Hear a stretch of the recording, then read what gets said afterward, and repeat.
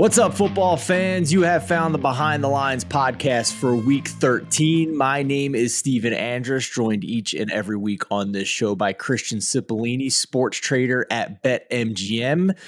In this episode, we are going to look back at the week that was betting in the NFL in week 12, including the Thanksgiving games, the biggest public wins, the biggest public losses.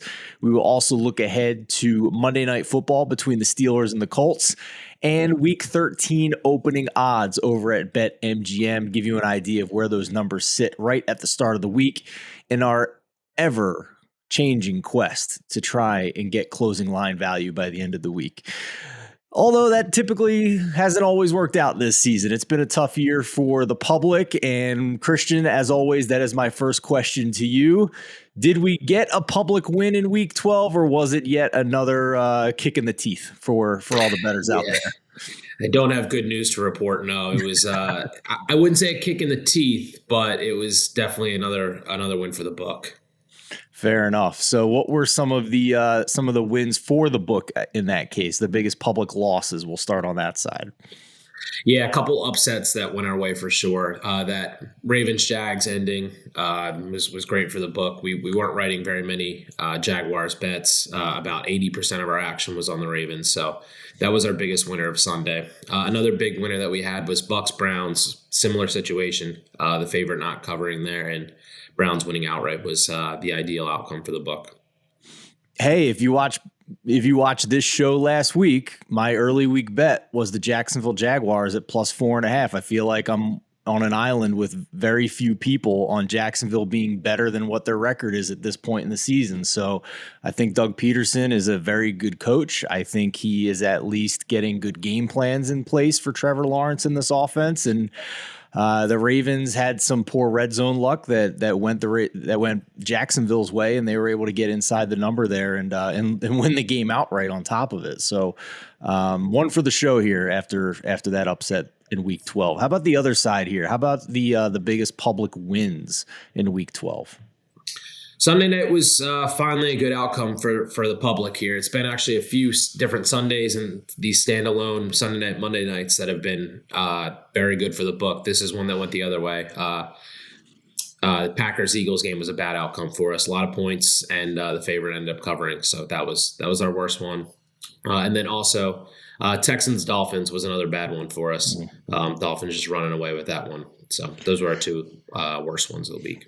Yeah, I'm going to go out on a limb here, Christian, and say it's going to be impossible for you guys to write a lot of tickets on the Houston Texans for the rest of the season. Yeah. Fair to say, yeah. I mean, I'm looking ahead here. We'll get to it in a minute here, but there's the number I'm seeing now, despite them being a home dog in week 13. You're not going to get anybody betting on Houston. I mean, I think, is it fair to say with the Houston Texans at this point, with what they're trotting out there, this is a situation where you guys are going to make a number based on what it should be, based on what they've been this year and on closing lines, what the market has told you coming into this week. But it doesn't necessarily mean that anybody's going to want to bet on this team because they're a dumpster fire. It's going to take a lot for you to make some crazy number to get even sharp money to bet Houston. Yeah, pretty much at this point. I mean, they're the one team this season that has been much worse than, I guess, the rest. All these other teams are able to beat kind of anyone on Sunday, even though they look, horrible one week, but they'll be able to pull it together. And the Texans are just the one that just has not been able to do that. And we are certainly struggling to write Texans tickets, and I will imagine that trend will continue. Yeah, even the saving grace for that offense, Dameon Pierce has just run into a wall the past 2 weeks with less than 20 yards rushing combined in his last two games. So good luck to you guys on the Houston games the rest of the season, because I think you're going to have a lot of money on the opposite side every week of the season. So we'll see how that goes. We'll check in with you the rest of the way. Before we go to week 13 and look at the opening lines at BetMGM, let's check in here on Monday Night Football. We have the Steelers at the Colts. The Jeff Saturday show rolls on in Indianapolis. Where are we at in terms of the line and the over-under in this game? And is there anything that could happen in this game that'll sway the outcome overall for you guys in week 12? We are at Colts minus 2.5 here at home with a 39-point total. Not too much will sway us for the week. I'd imagine this game won't get as much action as a usual Monday night that we take. But so far, it's also a bit more 50-50. We are leaning more towards the Colts. I think we actually have about 60% on the Colts. So slight lean there. We'll be rooting for the Steelers, but it shouldn't do anything to sway us too much. For those of you watching and listening, if you missed our Megapod last week or what I posted in our Discord channel, and if you're not in our Discord, top right-hand corner of TheLines.com homepage, you can hit the button and join for free. I highlighted the Steelers team as a solid teaser leg for Monday Night Football with such a low total under 40. At 2.5 now, you can get up through 3 and 7. So right now at MGM, you can get it at plus 8.5. So I have that tied in with a 49ers teaser leg still to round out my Week 12 card. And you can probably still tease it here with a couple of options for Week 13, which we'll get into here in a minute, Christian. So let's start going down this card here for this upcoming week. And there are a lot of big pivotal divisional games in Week 13, which I think makes the card even more interesting. But we will start with Thursday Night Football, where the Buffalo Bills have not looked sharp, and now they have to go to New England to face Bill Belichick. Yeah, 2 straight Thursdays for both these teams, too. Bills at Patriots.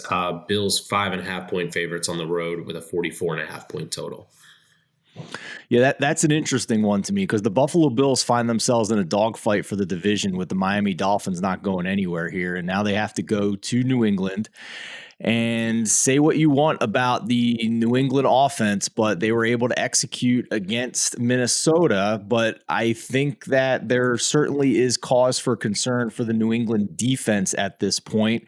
I thought Matt Brown and Adam Caney made some good points on the Megapod last week that New England played a lot of really soft quarterbacks that was leading to great success and boosting their metrics to elite levels. And perhaps they are not as elite on defense as we thought after the Minnesota Vikings were able to put up a ton of points on them on Thanksgiving. So perhaps this was a schedule situation for New England's defense that was making them look better than they are. And now they have to face Buffalo and Josh Allen after having struggles against Minnesota's offense. So interesting spot here for sure for the Buffalo Bills.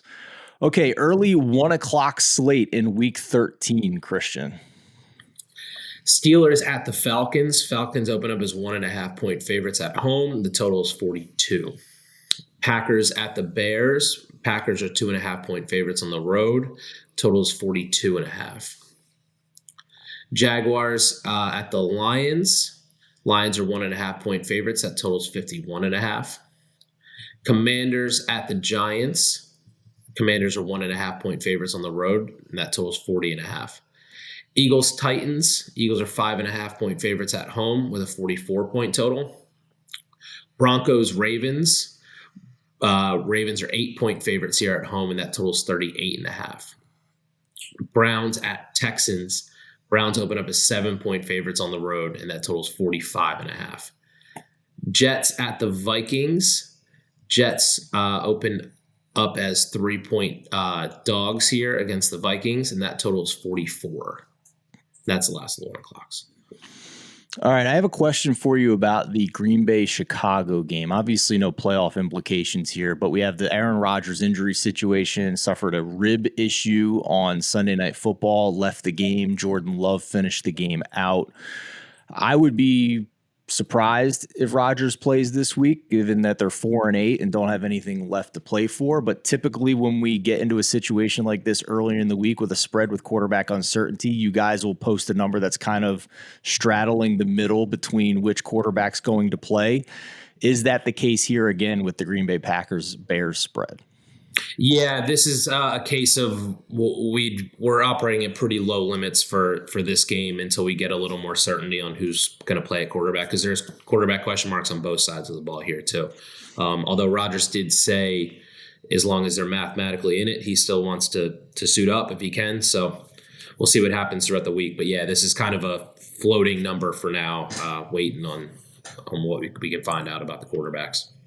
Fair enough. Yeah. And I think another interesting line here that at least the casual fan will be surprised by is the Giants Commanders line with the Giants and their record, I believe, still 7 wins. The Commanders, I think, 6 wins. So, I mean, the They're Giants, of 7 now course, too. yeah, and they're a home dog here against Washington. And that, I think, will fly in the face of what the casual fan will believe about these two teams. So on a neutral field, you're essentially saying that the Giants are a field goal or more underdog against Washington at this point, right? Yeah, yep, that's exactly it. Definitely the most interesting line of the week. A few weeks ago, I don't think it would have been that, but the Commanders have been putting together a couple good weeks here, so that's where that comes from. And I think an early week bet for me is going to be the Tennessee Titans at the Philadelphia Eagles here because of what I believe to be still stopping the run issues for Philadelphia. And they have to face a strong run blocking offensive line in Tennessee. Derrick Henry coming to town. And then on the flip side there, we saw the Eagles rack up more than 300 yards rushing against the Green Bay Packers, but the Packers have like the stone worst rush defense in the NFL. The Titans have a very strong front. And this feels like a game with two running teams. That means they're going to shorten the game. Possessions are going to be fewer. And I'm getting a fairly sizable number here at 5.5. I think possibly we get to 6 here because the market and sharp money has been betting on the Eagles ever since last season. So I'm going to wait here and see if I can get a 6 on Tennessee. And that would be an early week bet for me going into this one. I've changed my opinion on Tennessee at this point. I know that they lost to the Bengals last week, but it's a team that I couldn't quite quantify and figure out. But they do two things well. They run the ball well, and on defense, they get pressure without blitzing, which is a cheat code in today's NFL. So if you can do those two things, it's going to keep you in tight games. And I don't see the Eagles winning this game by a touchdown or more against the Tennessee Titans, and an extremely well-coached team under Mike Vrabel. So that's another one I have my eye on for week number 13. How about the late window here, Christian? Thankfully, no more of these 2-game slates like I've been joking about all week. We have some decent NFL Red Zone channel action here. Yeah, for sure. Much better this week. Seahawks at the Rams. Seahawks are 5.5-point favorites on the road here. Total 42. Dolphins at the 49ers. 49ers are 3.5-point favorites at home. That total is 46.5. Chiefs at Bengals. Chiefs are 3-point favorites on the road. Total 51.5. Last of the 4 o'clocks. Chargers at the Raiders. Chargers are 2.5-point favorites on the road. That total 50.5. Man, that Dolphins-Niners game is probably the game of the week, right? Like two teams that are ascending in each of their conferences that are going to be a problem for opponents in the playoffs. And I'm not surprised by the number. I won't say that because the 49ers, I think by most books at this point, are rated as the top team in the NFC. But 3.5 against the Dolphins team, who I think the ratings and the metrics haven't quite, haven't quite adjusted to what this offense has been when Tua's on the field. If you look at their overall season numbers, they're good. They're not elite. But there's games with Skylar Thompson and Teddy Bridgewater baked into those games. If you take them out, Miami's right up there offensively with the Kansas City Chiefs and the Buffalo Bills of the NFL. They have not really been stopped whatsoever when Tua's been on the field. So the hook here is interesting to me for Miami at 3.5. Also considering the fact that Mike McDaniel is a former coach of the 49ers and knows exactly how to game plan against this coaching staff. So really an interesting chess match here because the Miami Dolphins offense has basically been built to be a clone of the San Francisco 49ers offense. But I think they have better weapons at receiver with Jalen Waddle and Tyreek Hill. So that's really interesting to me, Christian, that you have this at 3.5. And I'm very curious where this line goes. Just your opinion off the top of your head here. Which direction do you think this line goes, or do you think it kind of stays where it's at the whole week? I'm with you. Usually when we get like games like this, that hook usually becomes important, and the sharps usually like to try to get that 3.5. So I would imagine this probably goes to 3 by the end of the week. But yeah, I'm with you. This should be the game of the week, and it'll definitely be. I'd imagine some points here too. Should be an interesting one. But I'm with you on the Dolphins here. Kind of. I feel like kind of maybe a little bit disrespect on the 3.5 from how they played with Tua over the past few weeks. Yeah, really, really fun spot here. Man, we haven't even talked about the Chiefs and the Bengals. Like, what a fun game that is, too. Total of 51.5. The Bengals seem to have righted the ship here. Maybe they get Jamar Chase back here. Man, I assume people are going to keep betting on the Chiefs. And if we get 3.5 here, I'm going to be really tempted by the Bengals, but no play for me here at this point on that one. Let's go to prime time here, Christian. Sunday Night Football and Monday Night Football. And clearly the preseason schedule makers thought the Indianapolis Colts were going to be a good team, because here they are again in prime time. Mm-hmm. Yeah, Colts at the Cowboys. Cowboys are 9.5-point favorites at home with a 43-point total.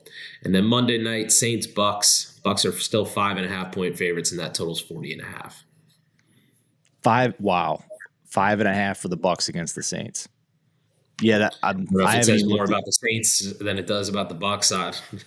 It does. I mean, they scored 0 points last week, so I can't say I'm totally surprised here. But, I mean, we know the history of these two teams, and they play each other extremely tight. And the Tampa Bay Buccaneers against a bad Browns defense didn't exactly light the world on fire either. So I would be stunned if this doesn't move to around 4. We're in the dead zone here at 5.5. So, I mean, we're probably going to get some movement one way or the other. But, yeah, I really don't want to bet on the Saints offense, Christian. I really don't. I don't think Dennis Allen is a sharp head coach at all. But, man, you are tempting me here. I get good lines bring action, right? One way or the other. Yeah. I mean, it'll be tough to bet on a team that scored 0 points the week before. But, yeah, it's total plug your nose special if we happen to do that. Oh, man. Good stuff as always, Christian. Appreciate the insight on these lines and these teams heading into week number 13. For the rest of you out there, Beat the Closing Line will be back on Tuesday with Nicole, Eli, and Mo. Megapod, as always, on Friday. For the college basketball fans out there, should be sure to check out Outside Shots with Eli and Scott Phillips, and also the college football podcast. We're going to be doing a lot during bowl season. We're going to try and have a video for every single bowl game on our YouTube channel, so be sure to check that out with Brett Gibbons, our resident college football writer. But for now, for Christian Cipollini, I'm Stephen Andress. Thanks for watching. Best of luck with your bets in week number 13.